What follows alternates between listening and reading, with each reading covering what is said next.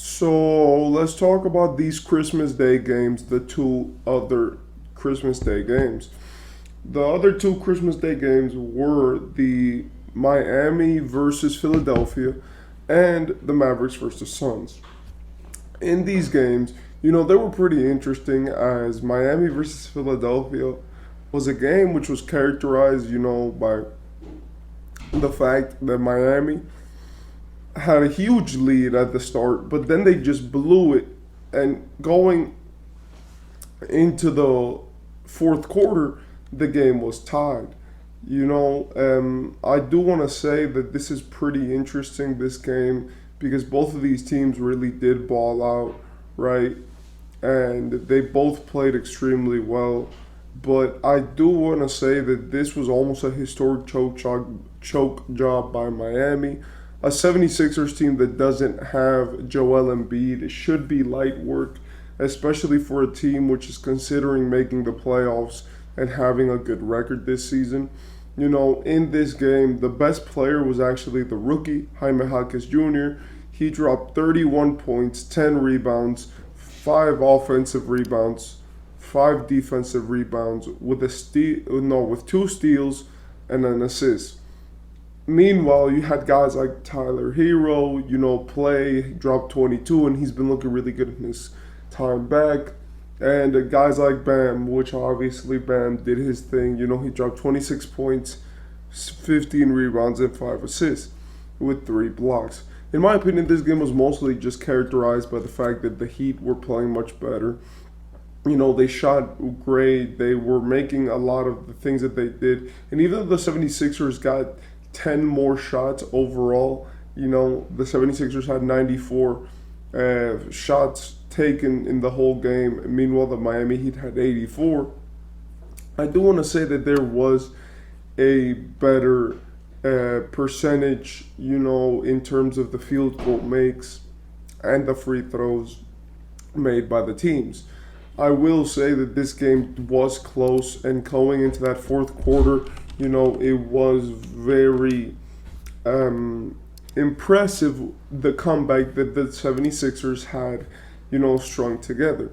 I do want to say that I did not believe that the Sixers were going to win this game. I feel like a Miami team with some type of expectation versus a Sixer team with with no Joel Embiid is much better. What I will say though is that it is crazy the fact that the Sixers would have won if Tyrese Maxey had a better game, and that's the only thing that panics me. Out of this game, I just saw that Miami, especially in the fourth quarter, just allowed a lot of points which they probably should have not allowed. They're known for their defense, and even though offensively they were able to keep up and beat the 76ers, I do believe that their defensive strategies, right, to the other players not named Tyrese Maxey, were very weak. With Tyrese Maxey, they were trapping him. They were trying to, conceal him in the best way possible, and they were trying to make him non-effective. But in that process, they ended up making a guy like Kelly Oubre super effective, as he had 2 threes in the start of the fourth quarter.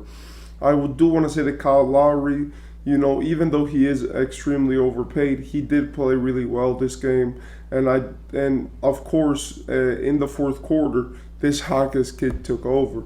He just went what it felt like, just shot after shot straight. And what really stood out from the fourth quarter by Miami was the amount of 3-pointers that they made. They were just lighting it up from downtown with guys like Duncan. Hero was bringing up the ball in most of the possessions. And that dynamic of just, getting into the lane, making sure that you have effective shots, and the amount of 2-pointers that they took to regain their lead. Meanwhile, giving Duncan Robinson 2 completely wide open threes in the same wing, which he splashed both of them, was amazing, and it helped them, really win the game. Of course, I do have to mention, the fact that in the end, the Sixers did end up getting a bit close, but I do believe that that was just, shots taken at the end of the shot clock. I don't believe that anyone actually thought that those were going to make them win the game. Then in this Mavericks versus Suns game, this game was really interesting, and it was much better than the other one. Just to say, this game was basically a beef. One thing that this Christmas Day was hoping to push were beefs and rivalries and stuff like that, and this did the job. In this game, in this Mavericks and Suns game, what we really saw was a correlation between Luka Doncic, Devin Booker, Kevin Durant, and all these guys were going crazy.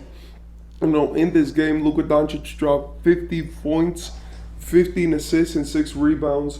Meanwhile, absolutely lighting the Phoenix Suns up, four quarters. I do want to say that originally he was going crazy, but I do think that when it came to that third quarter, he was doing absolutely everything to come back from the deficit that the Suns had created.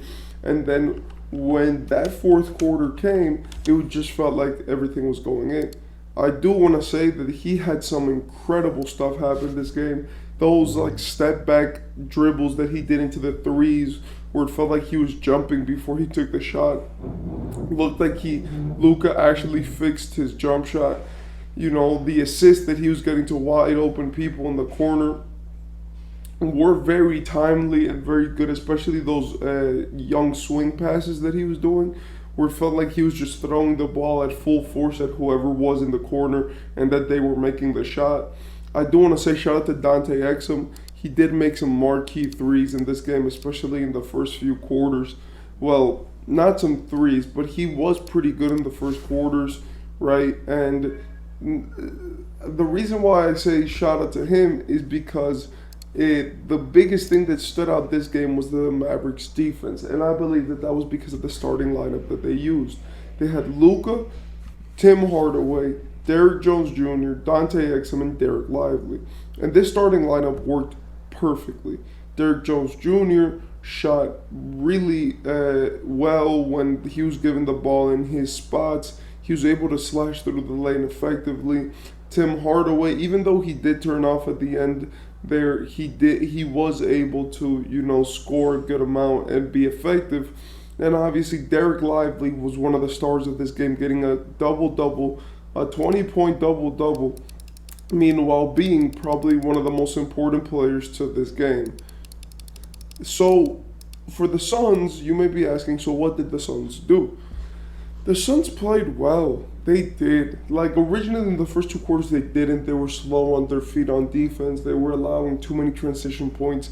But when it came into that third quarter, that Grayson Allen steal that turned into a three, that Grayson Allen wide open three, which looked like he double dribbled, where he gathered it. He took one dribble, he went out to the wing in the 3-point line, and then he splashed it. That other one where he was wide open in the right wing.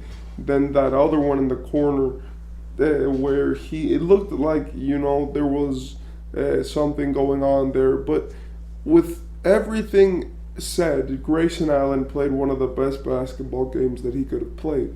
He dropped 32 points, 4 assists, 4 rebounds, but it was that 3-point shooting which really, kept the Suns in the game.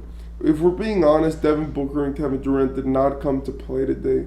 They were both playing, but if you looked at the game, they looked slow. Devin Booker was caring about defense, but he was way too excited during the game, and he was way too mad. He let his feelings consume him, and I feel like that was one of the main things in this game.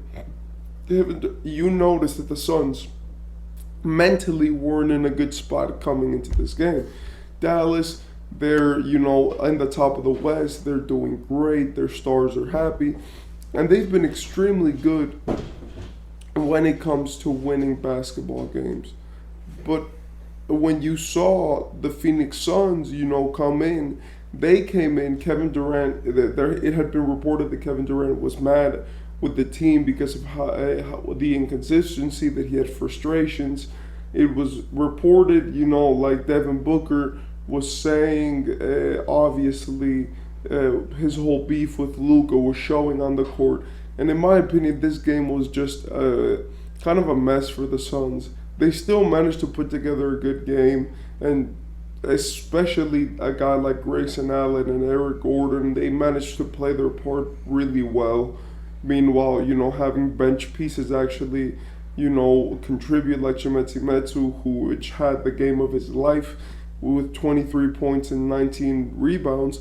But I do think that in this game, it was more highlighted the Suns' inconsistencies and the Suns' mental, roadblocks more than it was highlighted their basketball play.